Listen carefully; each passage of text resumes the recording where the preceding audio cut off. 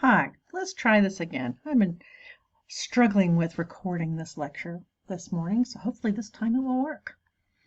Okay, so you've seen all the videos on linear algebra online, I hope, and they talk about the more abstract nature of what linear algebra is, that it's, it's a function from here to there, that it plays with the planes.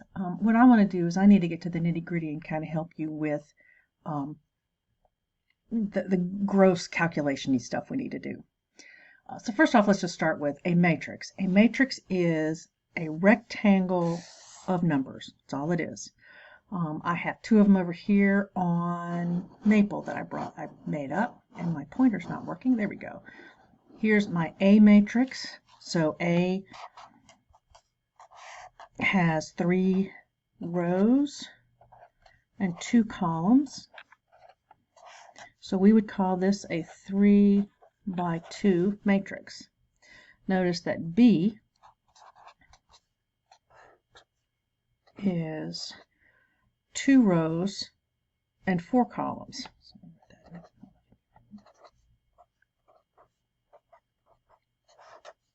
So this is 2 by 4.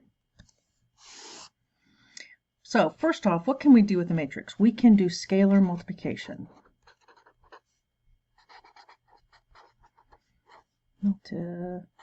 Can't spell. That is when you multiply. Oops, you probably can't see it because the camera's not looking at it. That is when you multiply a matrix by a single number. So I could say like -2 times b, which means I would take all the numbers in b and multiply them by 2. So I get -4, -6, +4, 6 again, -6 again, -2, that was a 4, so that's -8, -2, +2, God, I'm getting bad, and -2 times 4 is what? -8, there we go. So that's pretty straightforward. When you add two matrices, you add them component-wise, so they have to be the same size. So let's say I have matrix A, good, so you can see it. Different matrix. Let's say, oh no, let's use the same one because I'm boring. 1, 2, 3, 4, 5, 6.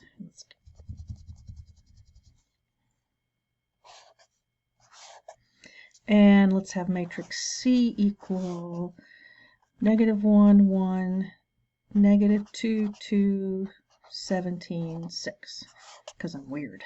Okay, so if we do A plus B, A plus C, we do this component-wise. So we're gonna have 3 by 2 when we're done. 1 plus -1 is 0. You can see this.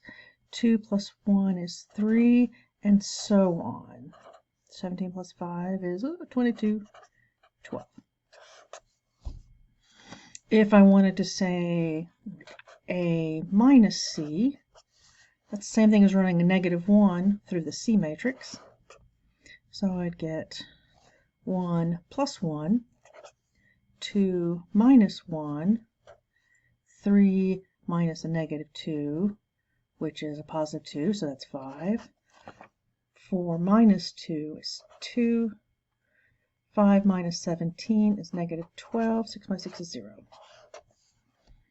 So that's how you do adding and subtracting, whatever. Now,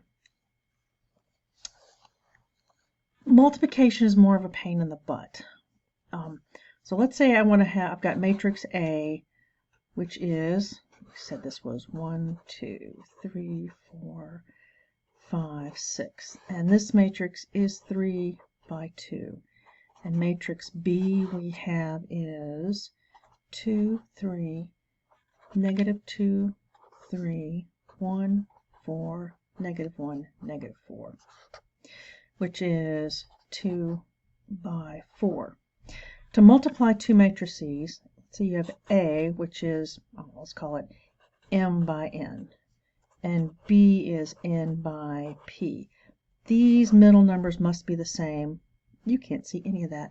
These middle terms must be the same. Let's try this. Rink. For this multiplication to be defined. And the result, I've already used C, let's call it D, will be M by P. So let's do one. So if I have, again, I'm too far up. There we go. So 1, 2, 3, 4, 5, 6.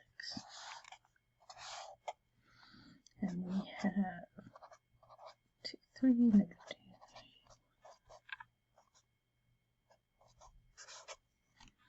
So the way I think about this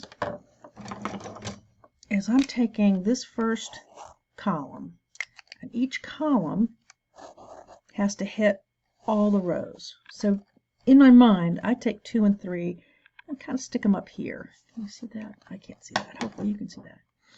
So what this means is this first column has to go down all the rows. So this first column, I have 2 times 1 plus 3 times 2. Then I'll have 2 times 3 plus 3 times 4. Then I'll have 2 times 5 plus 3 times 6. And then I'll do that again. Wow, I wish I hadn't picked such a big matrix. Okay, so I'm going to do the same thing with this negative 2, negative 3, negative 2, 3. So I will have negative 2 times 1 plus 3 times 2, negative 2 times 3 plus 3 times 4, negative 2 times 5 plus 3 times 6. And then I'm going to keep doing that with this one, and I'll have to add these together. I'm running out of space here. Oh, and I'm about to take you off the board. So 2 plus 6 is 8. 6 plus 12 is 18. 10 plus 18 is 28. And we finish that out.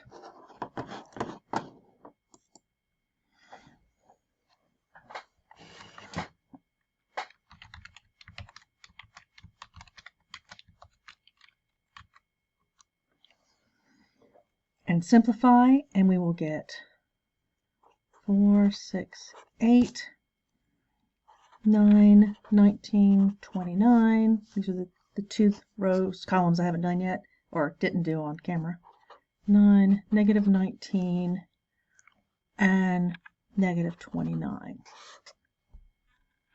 Okay. Let me try a smaller one that's not quite so big and gross. Let's say we want negative 1, 3, 4, negative 2. And I'm going to multiply by 5, 7, negative 1, 1. So this one's 2 by 2, this one's 2 by 2. The result will be 2 by 2. So I have 5 times negative 1 plus negative 1 times 3. Next I'll have 5 times 4 plus, oh, not negative 1. It's been a long day. That should be 7. 5 times negative 1, 3 times 7. 5 times 4, negative 2 times 7. And then using the next row, I have negative 1 times negative 1 plus 3. So 1 plus 3 gives me 4. Negative 4 plus negative 2 gives me negative 6. Let me simplify that first column real quick. Negative 5 and 21, 16. 20 minus 14 is 6, and I already did that one. So that's matrix multiplication. The last thing I want to go over is putting a matrix in reduced row echelon form. So before I do that, I want to tell you about what we're allowed to do to a matrix when we're doing this. So we can switch rows.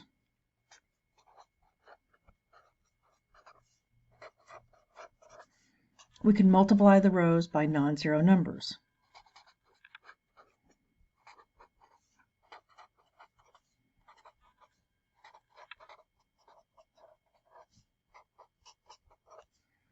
And lastly, we can add two rows together.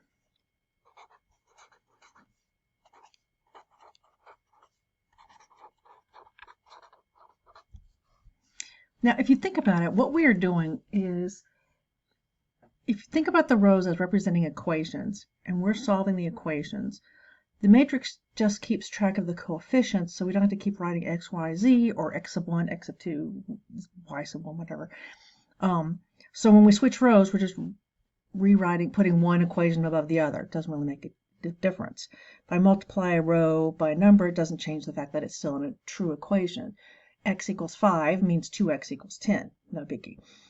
If you add two rows together, that's how you went about solving equations. You would add one plus the other one, or subtracted one from the other one, or you would, say 5 times this one plus 2 times that one, just to get rid of variables. That's what we're going to be doing, but we're going to work on doing it more abstractly. We're just looking at the matrix.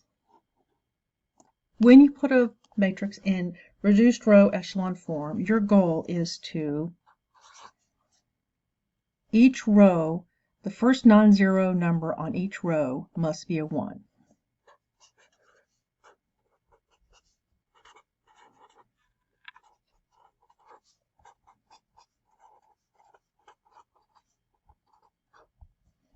And this is called a pivot. Second, all the numbers above and below a pivot are 0.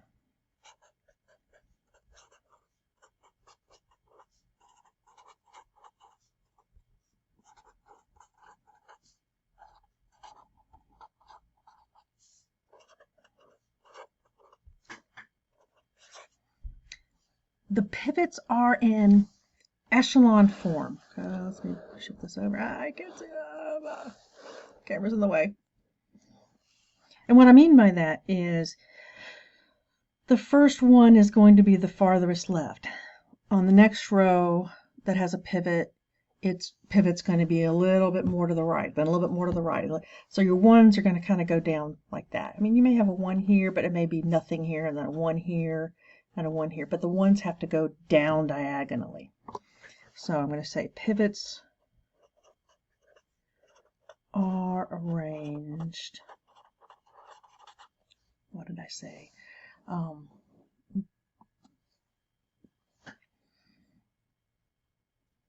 Going down. Can't spell.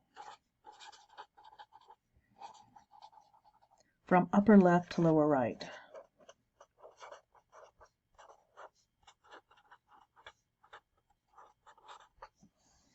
And of course you're losing that. Okay, a second.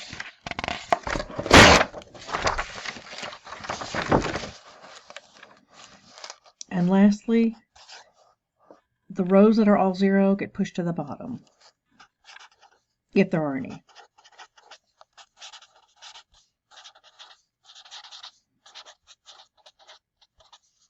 Not apostrophe.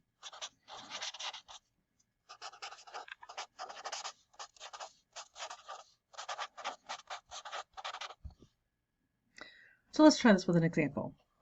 Suppose we have the matrix 1, 2, -1, -3, 2, -3, 2, 13, -1. So when you do this, you want to do it very methodically. You're going to start with the first row, first column, then second, then third, and move your way across. So the first thing I want to do is I want to get a 1 in this position, which I already have, which is great. So now I'm going to use this 1 to get rid of the 2 and the -1 below it. So get the zeros below it. So I need to take R2 will now become R2 minus twice R1. R3 will become R3 plus R1. And R1 will not change. So 1, 2, -1, -3. So let's see, R2, 1, 2 plus -2, or 2 minus 2. So I get a 0 here. -3 minus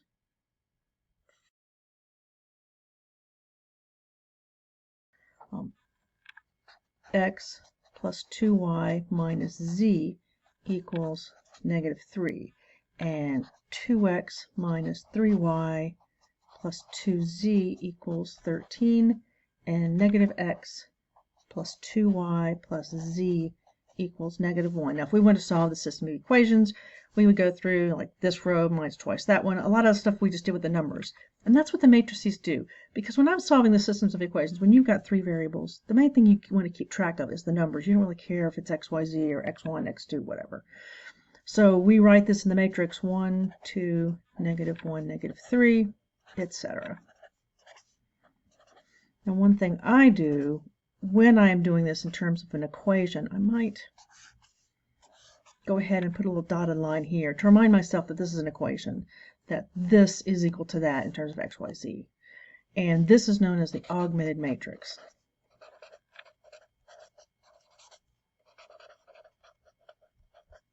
And if we looked at just this part, this is called the coefficient matrix.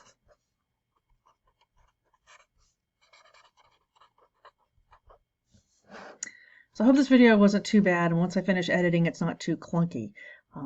But I'll get better as we go along. What I'd like you to take away from this is I want you to be able to add 2 matrices, multiply 2 matrices, multiply through a scalar, and find the row reduced echelon form of a matrix. I did not say anything about dividing matrices, and we're going to leave it at that because dividing is even worse than multiplying. Sort of, maybe. I don't know. Anyway, have a good week. Have fun doing all the problems I'm going to give you once I come up with them. And later, dudes.